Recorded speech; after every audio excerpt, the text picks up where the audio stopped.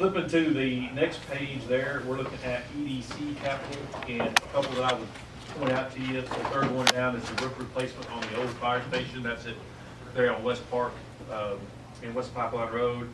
That would only be spent, that roof is not in a horrible shape, and as you know, there's nobody in that building right now, but we want the ability to have the money set aside to re-roof that building at a time needed and not be stuck in a budget cycle to come back. So I don't want you to think that we're gonna run out on October 1st and replace the roof. We just want to set aside that money to be able to do that.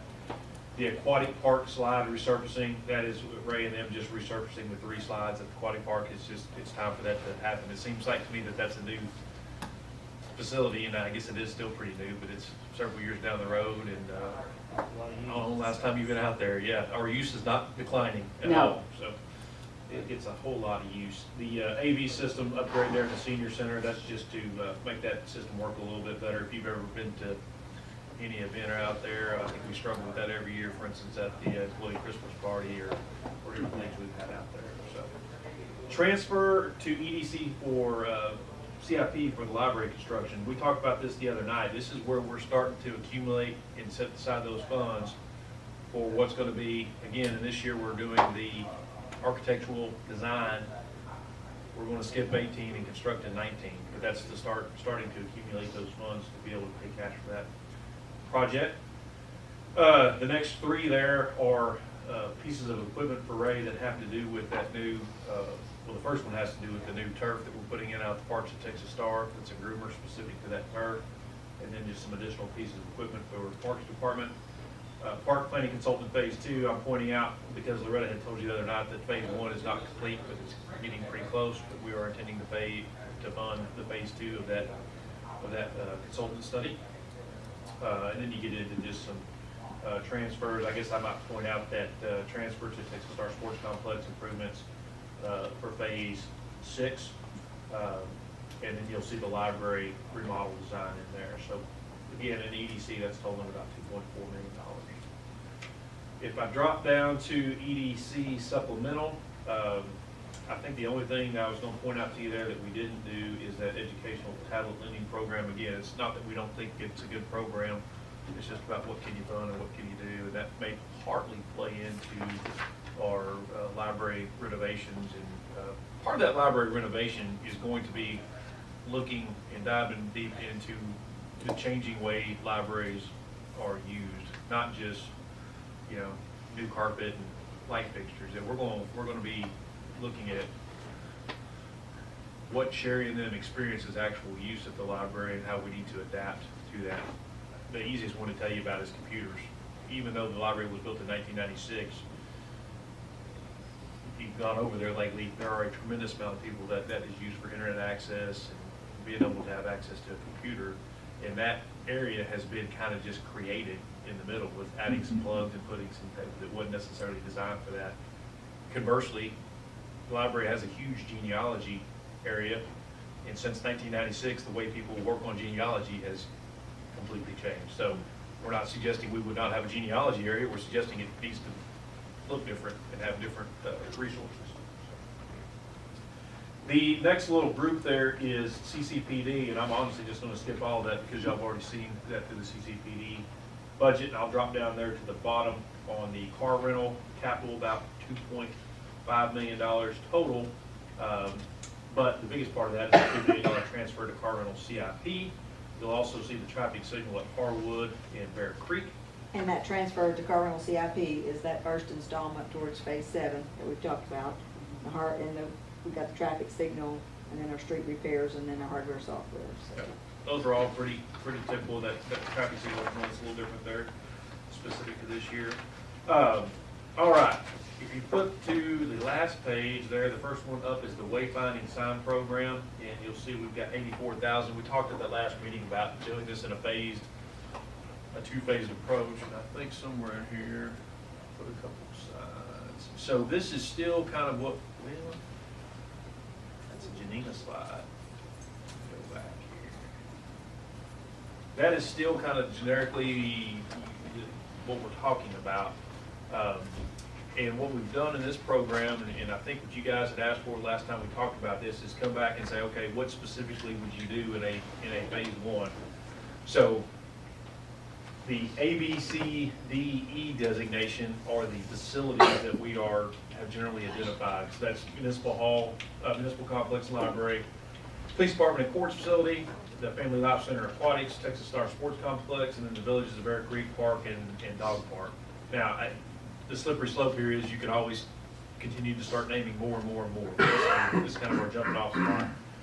The numbers 1 through 16 that you see on the screen are the actual proposed sign locations for the first phase. So we're proposing 16 signs, and the overriding philosophy here has been to direct people to those sites that we just talked about, but to stay completely out of the 183 corridor with signage, just because it's under construction and anything you do up there will not work. So we are not in this phase even necessarily directing people across the 183 corridor. So we're kind of, I hate to say north-south, we're not trying to do that, but it makes a little sense at this point in time to do that. So I will not go through all of those 15, but as you come into town, I mean, it's just those various entry points that show you and would direct you to those various facilities. We do not think these 16 signs will use the entire $84,000 amount. Purposely, there's a little bit of room in there because what we do believe is as we go through and get deeper into this and actually start putting up the signs, inevitably we or one of y'all or somebody may say, well, gosh, why did we not? It's obvious that we need a sign here that does the next step or does this. So there's some room in there to be able to put some additional signs. Again, what I would say is still in the first phase, but we're trying to purposely leave some room for that. The other thing I want to say about this is just, we've talked about this at length and just want to get some feedback from y'all and make sure everybody still likes that. I like it. Okay. I like it. I think the question I would have is, if one gets mowed over, do we have to go back and, first off, do we claim that with the insurance of the person that mowed it over? And then secondly, do we go back and repurchase one, or is the sign shop able to recreate one, or how does that work? So first question, moving yes, we forward? would make a risk claim. I guess the most likely thing is a traffic accident or something like that with somebody. These poles specifically, they will all be done this way, but they follow a tech stock guideline with their shear pole. So, you know, it's not a hazard. But yes, we would we'd make a risk claim through our own risk department. The question there would be whether or not you can identify the person. If they hit it and continue on, then that would go against our risk fund as a risk claim. It's the second question, right, is the value of what's the deductible versus, I mean, just like you would do in your own. And it's really not going to rise probably to TML. It's simply, we would pay that from our risk fund and replace it if it were struck. And then Connie would attempt to, through the police report, identify if she can subrogate and get the monies back from the party that ran over it. But many times, if they've just hit it and continued on and no one's seen them, then we may just have to eat that to our risk fund. And so are we able to go back and purchase one or two to help replace? Yeah, the second part of that question is we are trying to standardize these into, if I went back a slide, that particular sign is a 4 blank sign. We are trying to standardize them to either 4 or 5 blank signs. Right. And the intent would be to have one of each on hand, probably honestly down in the Public Works building, because that's who would be installing them, that you can quickly, if something gets hit, take a replacement out, put that out there, and get the sign back up and functional while you're going through your risk piece. And then when that all gets settled, then you buy a new sign and put it back in storage. So we try to have basically 2 spares, 1 of each. And all that. I don't know if you remember on Main Street, we've got those, I say specialized, they're anodized bronze light poles. They don't look like normal light poles. They're a fancy light pole with the fluted bottom. It's the same thing there. We have an extra one of those and an extra bottom, an extra cobra head, not a bunch, but one. And they have in the past been hit in a traffic accident, and we're able to go back out there and put one up. About 2 years ago, we had one hit, we put one up, and like the next weekend, somebody hit the next one. Well, the resupply had not come in yet, so it's not a perfect plan, but it works usually. What does the back of these say, or do we have any ideas on the back of them?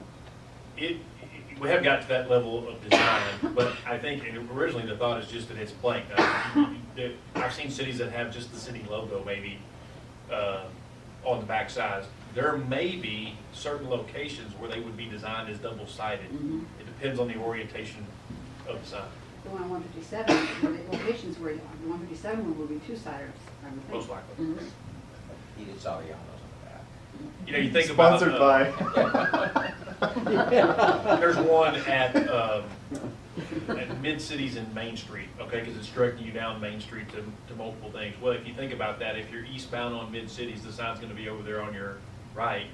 The backside of that's not gonna do anything for anybody westbound, because it's a 4-lane divided highway, so there you'd have to have another sign over on the west side. So there are places where double-sided works and places where it doesn't. There's 3 sites. Well, now, on something like that, could you not put that sign on Mid-Cities in the median?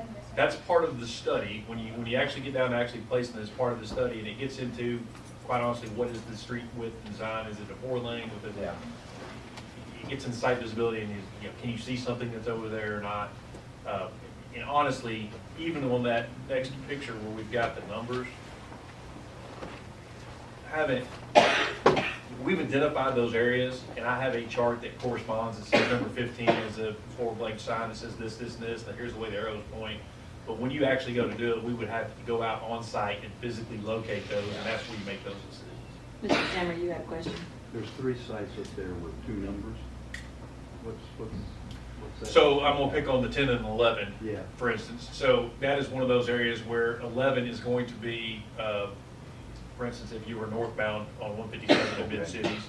10 is actually, if you're coming on 121 and you take the Cheeks Barger, I think is that's what it says, exit, you kind of fly over and come back around.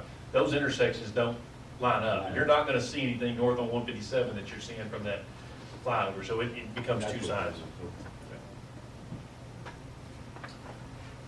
I guess the next one I'd probably point out on. I'll back up and say the Christmas tree is on here. You'll see we did not fund it.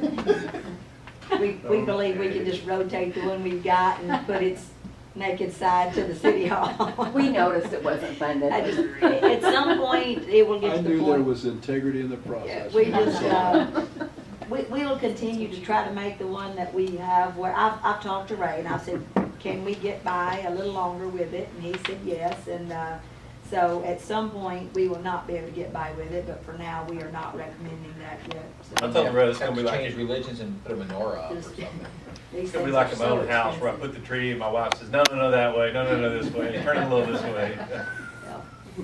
It's a little harder on that tall tree, but. I think you put more tinsel on it. I was going to say, we may have to start adding tinsel, we're gonna keep trying to. Throw the icicles on We there. figure there's a few years of freeway construction where I don't know. Yeah.